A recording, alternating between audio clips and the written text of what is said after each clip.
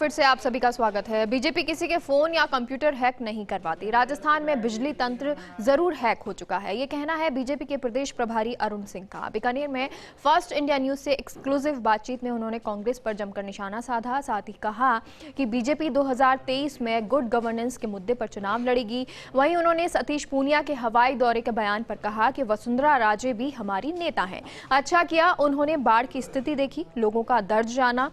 पूनिया भी दौरे कर रहे हैं। नेताओं को ऐसे बयानों से बचना चाहिए जिससे पार्टी को नुकसान हो।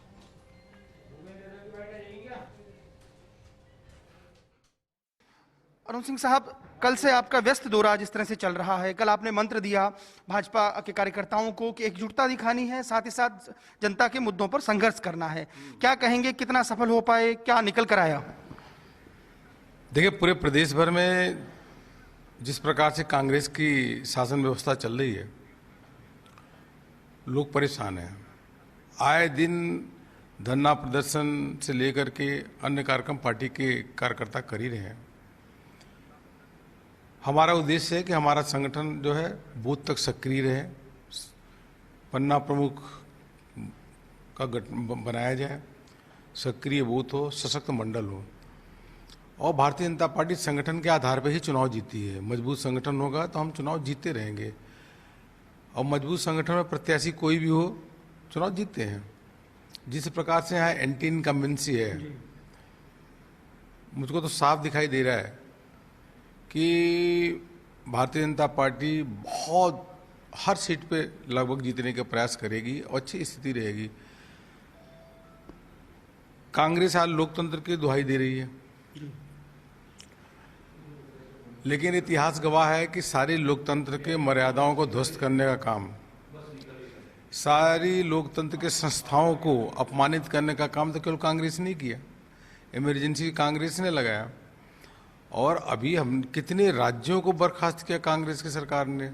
पर सर, कल जब अशोक गहलोत के यहाँ पर सैम पित्रोदा का कार्यक्रम था और उनका कंप्यूटर हैक हो गया, तो गोविंद डोटासरा का बयान आया कि राजीव गांधी कंप्यूटर क्रांति लेकर आई, लेकिन भाजपा कभी फोन हैक कर रही है तो कभी इस तरह के कार्यक्रमों को कंप्यूटर हैक कर देती है। नहीं, ऐसा नहीं है। ये तो गहलोत सरकार बिजली ही हैक कर दे रही। गांव में 3-4 घंटे ही बिजली आ रहे हैं। पहले तो आम लोगों को जो जन सुविधा चाहिए वो तो कांग्रेस देने का काम करे। इसलिए कांग्रेस के मुख्यमंत्री, कांग्रेस के प्रदेश अध्यक्ष बिजली को हैक ना करें, गांव में बिजली दें। कल हमसे बहुत सारे किसान मिले थे, वो कह रहे साहब गांव में 7-8 घंटे भी बिजली नहीं आ रही है, और बिजली आती भी है तो जब उसका मतलब यहाँ का जो मंत्री है उसका नाम लेते ही, कल्ला जी का नाम लेते ही करंट लग जाता है। उनका नाम ही लोगों ने करंट से जोड़ रखा, बिजली का करंट से। कोई विकास का काम नहीं किया, तो पहले इनको चाहिए कि लोगों को बिजली दें। कंप्यूटर हैक हमारे सरकार नहीं करती, लेकिन लोकतंत्र में जिस प्रकार से कांग्रेस ने सर्वनाक काम किया, सर्वनाक से भी बढ़ करके कोई अगर शब्द हो तो वो भी हम कर सकते हैं। टेबल पर चढ़ जाना, रूल बुक फाड़ना, लगातार हंगामा करना, और अब कांग्रेस पिछलग्गू पार्टी हो चुकी है पूरे देश भर में। लेकिन आज ही मुलाकात हुई है, अगर देख रहे होंगे आप सारे मीडिया में आई है, सोनिया गांधी कह रही है सबको साथ आना होगा 2024 के लिए, विपक्षी दलों के साथ बैठक की है। ऐसा है कि बीच बीच में करते रहते हैं। जब भी चुनाव होता है, एक चुनाव कोई विधानसभा का होता तो वो व्यक्ति देश का प्रधानमंत्री बनने को ख्वाब सोचने लगता है। आपको ध्यान होगा कि पहले बसपा चुनाव जीती थी तो मायावती जी को लोगों ने देश भर में घुमा घुमा कर प्रधानमंत्री बनाने की कोशिश की। फिर उसके बाद मुलायम सिंह जी जब जीते चुनाव, अखिलेश जीते, तो उन्होंने मुलायम सिंह जी घुमा घुमा करके पूरे देश भर में प्रधानमंत्री बनाने की मुहिम चलाई। फिर उसके बाद केजरीवाल जीते तो बनारस से जाकर लड़ने लगे पीएम मोदी जी के खिलाफ कि वो प्रधानमंत्री बन जाएंगे। अभी टीएमसी जीती है तो ममता बनर्जी जी को घुमा घुमा कर चारों ओर भेज रहे हैं कि अब देश की प्रधानमंत्री यही बन जाएगी। यह 4-5 महीने का काम है, और कांग्रेस जो है पिछलग्गू पार्टी है। कांग्रेस खुद ही, उसको भी लगता है कि जब यही लोग प्रधानमंत्री बनने की सोच रहे हैं तो राहुल गांधी और सोनिया गांधी कहाँ रहेंगे। तो आपस में कंपटीशन है, ऐसा competition with in the opposition competition, ये 2-3 महीने से अधिक नहीं चलता। ये स्वाभाविक गठबंधन नहीं है अपोजिशन का। सेंटर की बात अलग है, लेकिन कंपटीशन तो राजस्थान में भी है। और अरुण सिंह जिस टेम्परामेंट के नेता हैं, संगठन की बात वो अक्सर करते हैं, यहाँ पर भी चेहरों को लेकर बहुत बातें हो रही हैं, पोस्टर की बातें होती हैं, तो क्या ये एकजुटता कैसे लाएंगे आप? यहाँ पे तो एकजुटता है ही भारतीय जनता पार्टी में। भारतीय जनता पार्टी के सभी नेता प्रदेश के एक ही हैं और एक साथ ही काम कर रहे हैं। सांसदों की बैठक हो, सब देखिए सब एक साथ थे। अभी फिर जब कोर कमेटी बैठक बुलाएंगे, सब एक साथ रहेंगे, सभी मंच पे एक साथ रहते हैं। उसके बावजूद भी कहना कि एक साथ नहीं है तो हमको समझ से परे है। सब आज ये आपके प्रतिपक्ष उपनेता का बयान आया है कि कुछ जयचंदों ने हमारे जिला प्रमुख नहीं बनने दिए, वरना 2-3 और बन जाते। तो ये जो बयान आप ही की पार्टी के नेता दे रहे हैं, चेहरों को लेकर बात हो रही है, ठीक है आपने एक संदेश दिया कि सब एकजुट होनी चाहिए, पोस्टर की बात आपने शायद कही, राजे के पोस्टर की बात थी, तो ये आपके सामने है। नहीं, वसुंधरा राजे जी भी हमारी नेता हैं भाई, 2 बार मुख्यमंत्री रही हैं, वो भी नेता हैं। और उसके अलावा हमारे प्रदेश अध्यक्ष लेकर के केंद्रीय मंत्री सभी नेता हैं, पार्टी के वरिष्ठ नेता लोग हैं। पार्टी के कार्यकर्ता जब इस प्रकार का बयान देते हैं तो जरूर सोचना चाहिए कि इससे पार्टी का क्या नुकसान हो रहा है या क्या हो रहा है। अगर पार्टी को लाभ हो तो जरूर देना चाहिए, लेकिन हमको लगता है कि पार्टी के कार्यकर्ता इस प्रकार का वक्तव्य बहुत कम दे रहे हैं। इक्का दुक्का दे रहे होंगे तो उनको समझा लेंगे, कोई बात नहीं है। 2024 से पहले राजस्थान का, 2023 और इससे पहले यूपी, क्या भाजपा का रहेगा? किन मुद्दों पर भाजपा आगे बढ़ रही है विपक्ष के तौर पर, चूंकि यहाँ पर राजस्थान में किन मुद्दों पर आप बात कर रहे हैं? राजस्थान में शुद्ध रूप से गवर्नेंस के मुद्दे पर चुनाव हम लड़ेंगे।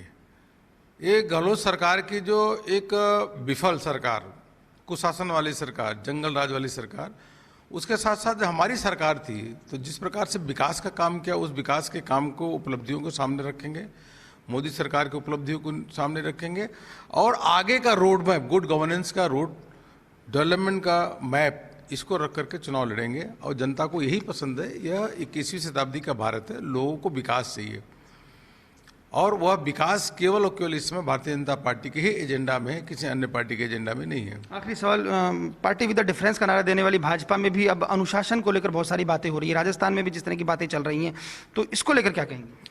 हमारी पार्टी में तो अनुशासन ही है। कांग्रेस में जाइए, देखिए किस प्रकार का स्थिति है। हमारे पार्टी के कार्यकर्ता तो देवतुल्य कार्यकर्ता हैं।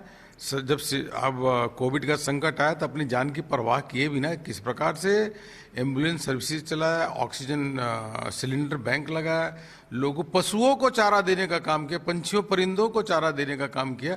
भारतीय जनता पार्टी के कार्यकर्ता तो सबसे अनुशासित कार्यकर्ता और देवतुल्य कार्यकर्ता अनुशासित है, लेकिन नेताओं की जब बात आती है, बयान आया सतीश पूनिया का कि मैं हवाई दौरे नहीं करता, सड़क पर रहता हूं, जब वसुंधरा राजे जी हवाई दौरे कर रही थी, तो ये बयान जो है थोड़ा मेन की तरफ ध्यान। अब देखिए, नेताओं के बयान पे मुझको क्या कहना है।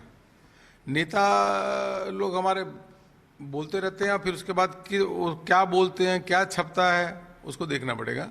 लेकिन ठीक है, वसुंधरा जी ने सब जगह दौरा किया, अच्छा किया, उससे जनता में विश्वास बढ़ता है। और संकट के समय जाकर के बाढ़ क्षेत्र का उन्होंने लोगों से जायजा लिया और उसके बाद सतीश पुनिया जी गए, वो भी उस क्षेत्र का दौरा किए। सभी को जा करके देखना चाहिए और लोगों की मदद करनी चाहिए। बहुत शुक्रिया। तो देखिए, ये थे अरुण सिंह, राज्यसभा सांसद और राजस्थान के प्रभारी। इन्होंने कांग्रेस पर सीधा निशाना साधा कि कांग्रेस अब पिछलग्गू पार्टी बनती जा रही है। साथ ही साथ उनका कहना था कि राजस्थान में जो चुनाव होगा गवर्नेंस को लेकर लड़ेंगे।